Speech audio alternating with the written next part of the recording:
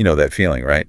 The alarm goes off and it's just heavy. Oh, yeah. Like the air itself is thicker, the bed is fighting back, you're groggy, disoriented, and hitting that snooze button feels less like a choice and more like a fundamental law of physics you just can't defy. Absolutely. That inertia. That battle against the inertia, yeah.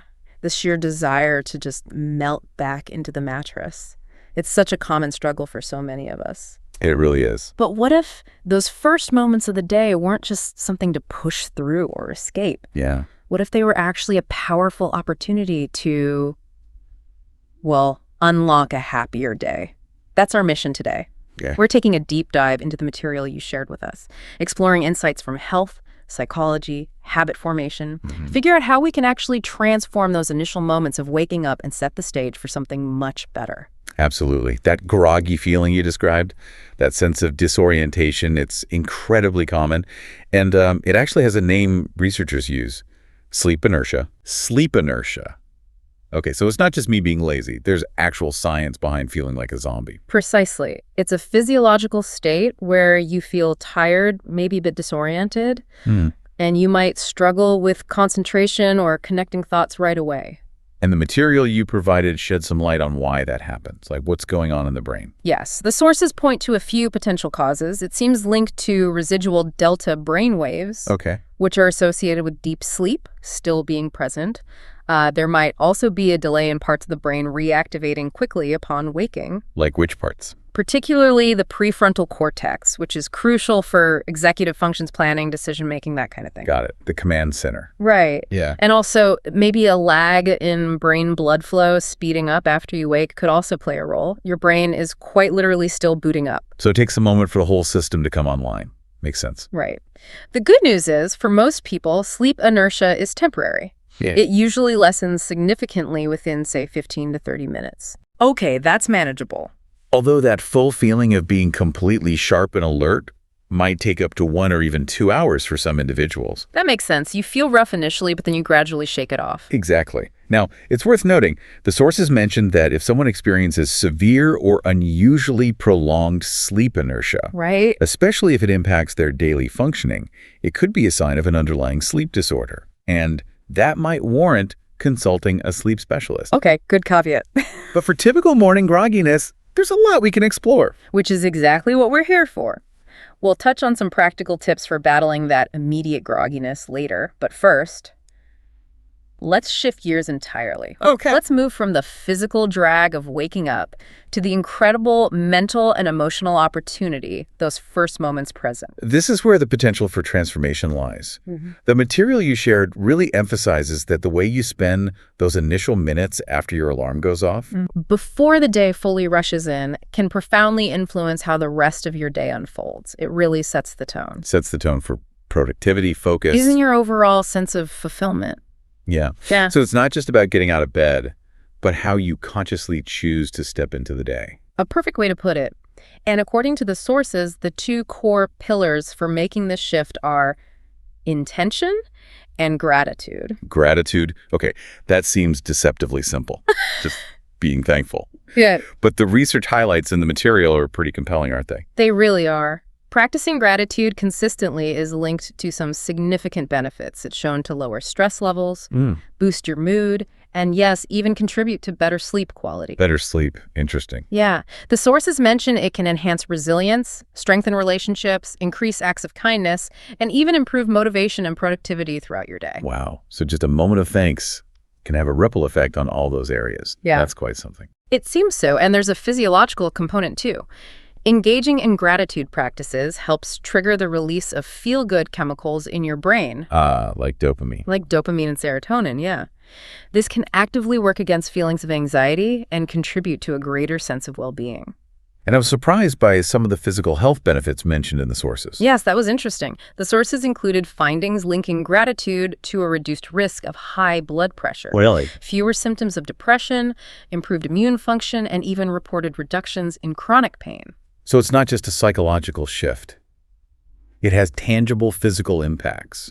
That's powerful. It is. Okay, the why is incredibly motivating. So how do we actually do this? How do we cultivate gratitude in those groggy first moments based on the material. Right, the practical stuff. The sources offer some very practical strategies. One simple approach is to literally think of something you're grateful for before you even get out of bed. Just lying there. Yeah. It doesn't need to be profound. It could be the warmth of the blankets, the prospect of a warm cup of tea or coffee. Smell of coffee. The smell of coffee, or the sunlight starting to fill the room. Just taking that conscious moment right there. Acknowledge the small comforts. I like that. Exactly. Another widely recommended practice is keeping a gratitude journal right by your bedside. Okay. The idea is to jot down just 3 things you're thankful for. The examples included in the material were wonderfully relatable. Yeah, they were, yeah. Things like having pasta in the fridge you're looking forward to, having the energy to push yourself at the gym, supporting a local business you love, simply driving around and seeing new things, receiving helpful feedback, discovering a great new coffee shop, or appreciating someone like your partner or grandmother for doing something helpful. It's focusing on the everyday positive. Those examples make it feel very achievable, you know? Not like you have to solve world peace before breakfast. Right, exactly. It's about noticing the small things. The sources also mention techniques like mindful breathing, where you might visualize breathing in positivity or gratitude and exhaling negativity, all while focusing on things you appreciate. Simple visualization. Yeah. Using visual reminders like photos, inspiring quotes, or a vision board visible from your bed can also set a grateful tone. And even a quick text message expressing gratitude to someone can have a lovely dual benefit, boosting your mood and theirs. Yeah, that's a great one. There was that specific anecdote in the material, too, about the person who committed to a 45-day gratitude journaling experiment. That really underscored the potential impact for me. It did. That was a powerful story.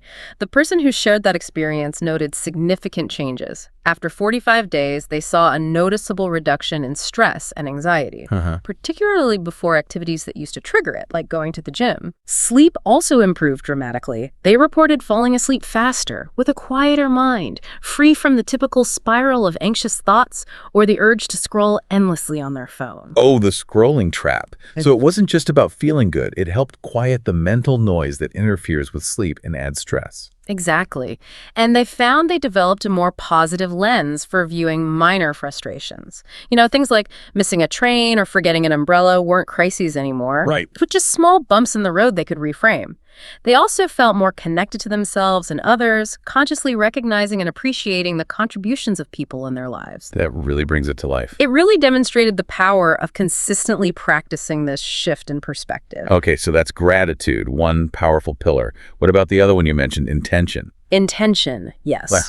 This is about consciously directing your focus and purpose for the day. Waking up with clarity about what you want to achieve, or maybe how you want to be. How you want to show up. Exactly. It immediately creates momentum. It's about proactively shaping your internal state. And positive affirmations are presented as a key tool for setting that intention. Yes. The sources describe affirmations as positive statements you repeat to yourself. They're designed to reinforce desired thoughts, beliefs, or states of being. Okay. Effectively setting a personal intention for how you'll navigate the day. And they're incredibly flexible. Like, you don't need special equipment. Absolutely. That's a big plus. You can write them down on sticky notes, keep them as notes on your phone, or just pick a few favorites to memorize and repeat mentally or aloud. The flexibility is part of their power. The material included a fantastic list of examples. Which ones particularly stood out to you as being sort of representative? There were several really compelling ones, focusing on themes like self-worth, agency, growth, and acceptance. For example, I am in charge of how I feel, and I choose to feel happy. That's a powerful statement of control, isn't it? It really is. Or, I am safe and surrounded by love and support.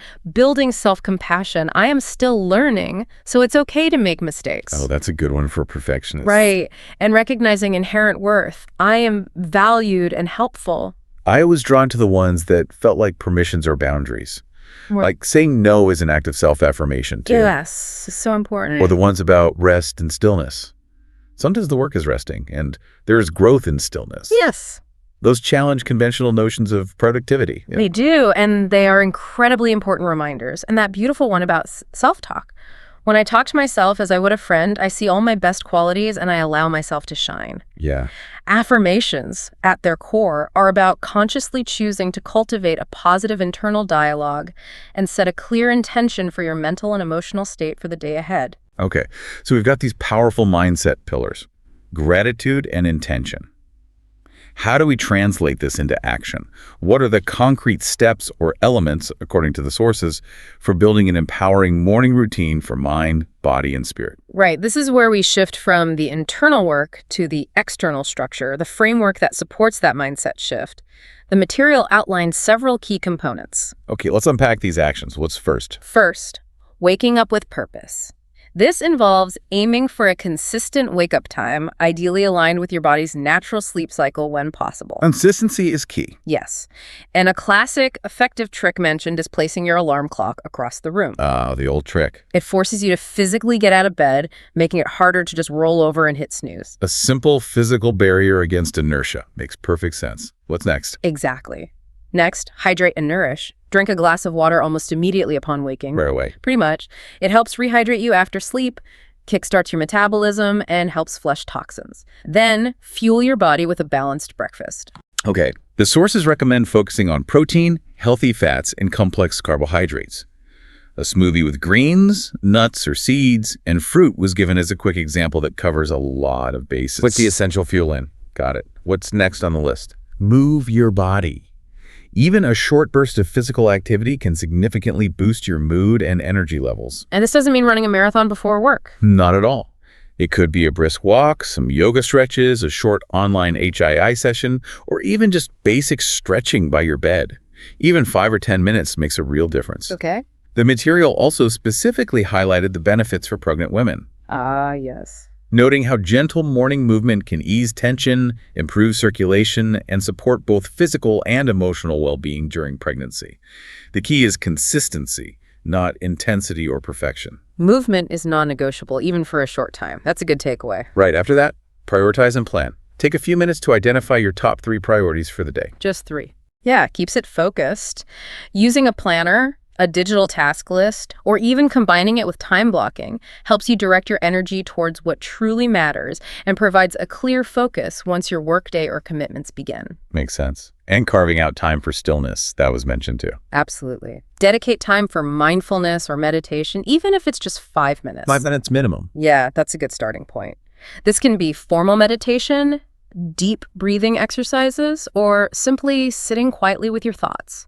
The sources explain this reduces stress and significantly improves focus. The benefits there sound quite extensive, according to the material. They are. Mindfulness and meditation practices are linked to enhanced focus and concentration, potentially by strengthening the prefrontal cortex. Okay. They reduce stress by activating the parasympathetic nervous system, your body's rest and digest mode. The sources also connect it to improved emotional resilience, better creativity and problem solving, and even physical benefits like lower blood pressure, improved sleep quality, and enhanced immune function. Plus, it can improve your relationships and make you more mindful and present throughout the rest of your day.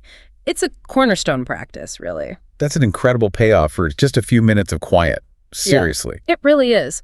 Another element is feeding your mind. Dedicate maybe 10 to 20 minutes to consuming something that inspires or educates you. Like reading. Reading a book, listening to a podcast, or spending time journaling. Something that nurtures your growth.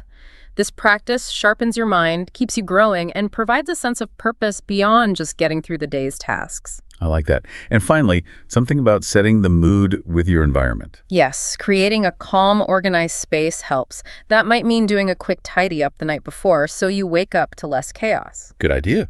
In the morning, opening blinds to let in natural light, putting on some soothing or uplifting music, or using pleasant scents like citrus or lavender can engage your senses and create a more welcoming atmosphere for your routine. That all sounds incredibly beneficial, but maybe a little overwhelming. Like, what happens when life gets messy and you just can't do all of it? That's a really important point the sources address. Flexibility is key. Okay. Life will happen, right? Some mornings won't look exactly like this ideal plan. The goal isn't rigid perfection, it's consistency over time. So don't beat yourself up. Exactly. On busy or difficult days, maybe focus on just 1 or 2 essential components, maybe just the water and a moment of gratitude. Or Water and 5 minutes of deep breathing. Don't let guilt about missing steps derail the whole practice. Just pick up where you left off tomorrow. It's about building a sustainable rhythm, not achieving a perfect checklist every single day. I get that. Exactly. And, if we take a step back, connecting this to some deeper wisdom found in the material you provided. Yeah. We see these modern ideas echoing ancient philosophical practices, specifically from Stoicism. Oh, Stoicism. This raises an interesting connection. How does ancient Stoic philosophy inform our morning routine? Well, the Stoics had their own morning contemplations. Think of Marcus Aurelius reflecting on waking up to do his work as a human being, Right. aligning himself with nature's demands. It's about recognizing your purpose and accepting the call to action, even when it feels challenging, like getting out of a warm bed. So it's not just about personal betterment, but fulfilling your role, your function. Precisely. And they emphasized setting an internal intention for the day, Okay.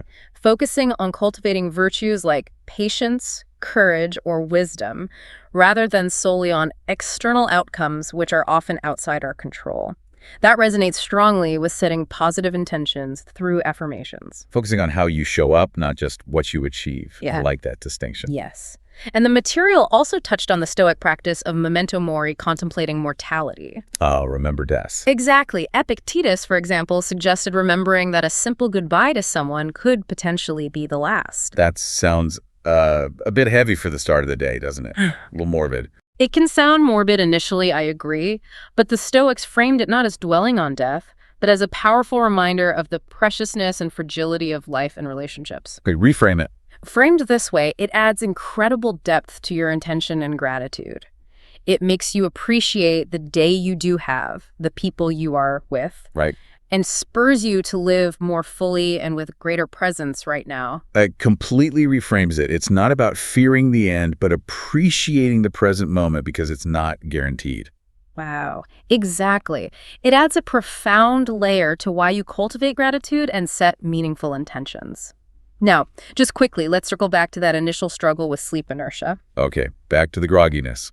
While building these routines is powerful, the sources did offer a few practical countermeasures specifically for that immediate groggy feeling, distinct from treating serious sleep problems. Okay, the quick fixes for that stuck feeling. What did the material suggest? Caffeine can help, of course, but timing is important to avoid disrupting sleep later. Right, don't want it messing with bedtime. Exactly. The material briefly mentioned caffeinated gum as a possibility, though noting research is limited there.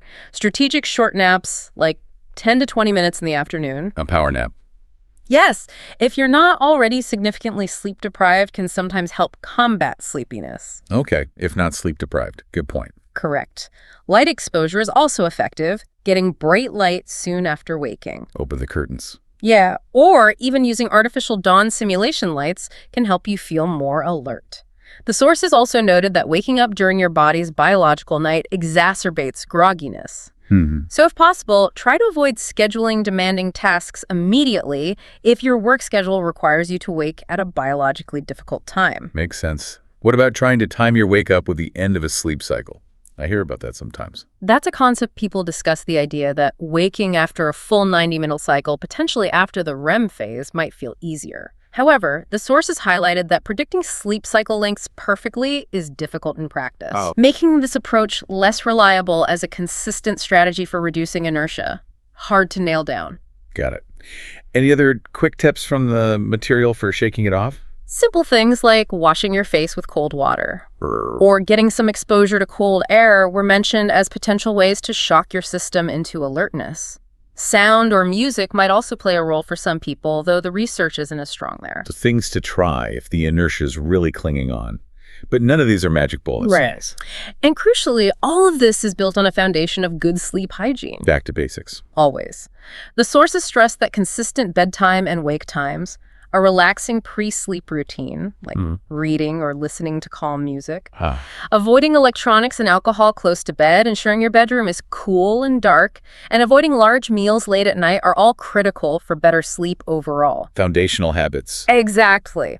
A light snack like warm milk or tart cherries was even mentioned as potentially aiding sleep for some. Interesting. So addressing the root cause of poor sleep makes everything else we've talked about much easier to implement and more effective. Absolutely.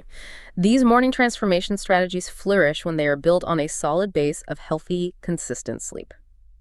This has been an incredibly insightful exploration of the material you shared.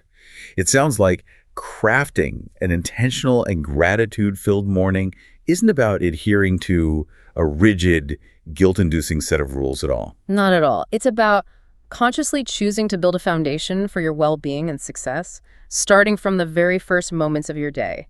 It's about micro actions that create macro results over time. And the power of these seemingly simple practices, gratitude, intention, movement, mindfulness, is quite profound, really. They truly are. They have the potential to significantly impact your physical health, your mental clarity, and your emotional resilience. It's quite holistic. Leading to that positive ripple effect we talked about earlier. Exactly. It influences not just how you feel internally, but how you interact with your tasks, your challenges, and the people in your life. It's about becoming more present, more productive in a meaningful way. And happier. And ultimately finding more pockets of joy. Yeah, more happiness in your daily experience. So considering all of this from the material you brought to our attention today, what's the one small thing you, listening right now, could commit to doing differently tomorrow morning? Just one tiny step to start with a little more intention, a little more gratitude, and maybe unlock the potential for a happier day.